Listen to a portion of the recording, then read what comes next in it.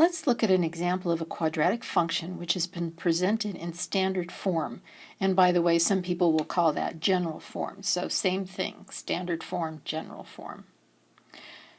Standard form, you see f of x is equal to ax squared plus bx plus c.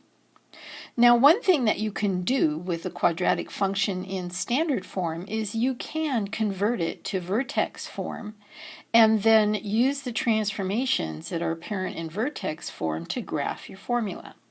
If you know the process for completing the square, you would take your quadratic function in standard form and apply that process. But for this particular example, I'm going to work with my function and leave it in standard form and show you what we can do with it. We can actually get enough information out of it just to go ahead and graph it without converting it to vertex form. So the first thing to know is that there is a formula for finding the vertex when you have your function in standard form. And so the formula begins with a little formula for finding the x-coordinate of your vertex, and that is x is equal to negative b over 2a. We see that in our particular example here, b is 12 and a is 3. So let's go ahead and substitute those in. So negative 12 divided by 2 times 3 is going to give us negative 12 over 6, which is going to give us a negative 2. That will be the x-coordinate of our vertex. So once you have one coordinate, you can always find the other coordinate by plugging the value into your function. So what I want to do to find the y-coordinate of the vertex is I want to take my function and I want to find f of negative 2. In other words, I'm substituting the negative 2 in there for the x. So 3 times a negative 2 squared plus 12 times a negative 2 plus your 5. And let's just start calculating everything out. We have a negative 2 squared, which is 4. 4 times 3 is 12. And then next up we have 12 times a negative 2, which would be a minus 24. And then finally our plus 5. So 12 minus 24, we get a negative 12. We add 5 to that and we end up with a negative 7. So now we have the coordinates of our vertex, negative 2, negative 7. So we can go ahead and plot that, and we know that that is going to be the center point of our parabola.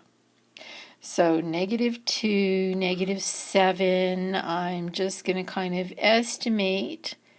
We'll put our dot right down in this vicinity right here. All right, so now the thing is we need to know, is our parabola going to be going upwards or is it going to be going downwards? And just like in vertex form, you can actually tell from A, the coefficient A, whether or not you're going to have a right side up or an upside down parabola. It's the sign that matters. So in this case, our sign is positive, so that means that our parabola is going to be upward facing. So let's draw that. And now remember, as I'm doing with most of these problems, this is a sketch. If I wanted to be more accurate and figure out exactly how wide that parabola was, I would find some more points on that line just by picking different values of x, substituting them in, and figuring out their corresponding y value. But again, for our purposes, this sketch is going to be good enough. Now, given now that I've graphed my parabola, I can actually pick out all the other information that I'm generally interested in. So we always want to know the axis of symmetry. And remember, the axis of symmetry is that vertical line that goes through the center of the parabola. So if you had this on graph paper and you folded your paper in half along that dotted line, those two sides of the parabola would be one right on top of the other.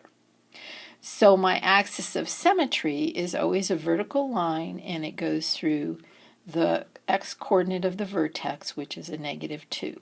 So x is equal to -2 is my axis of symmetry.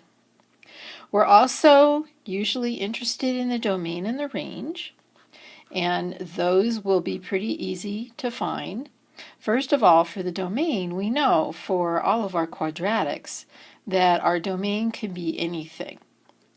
So our range of x values that are legal can go from -infinity to infinity. You can just plug any number that you want into this quadratic function, and it's not going to blow up on you.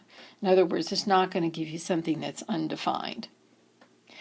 And now for the range, remember the range gives us the spread of all the outputs, and graphically speaking, that's the y values. So what are all the possible y values?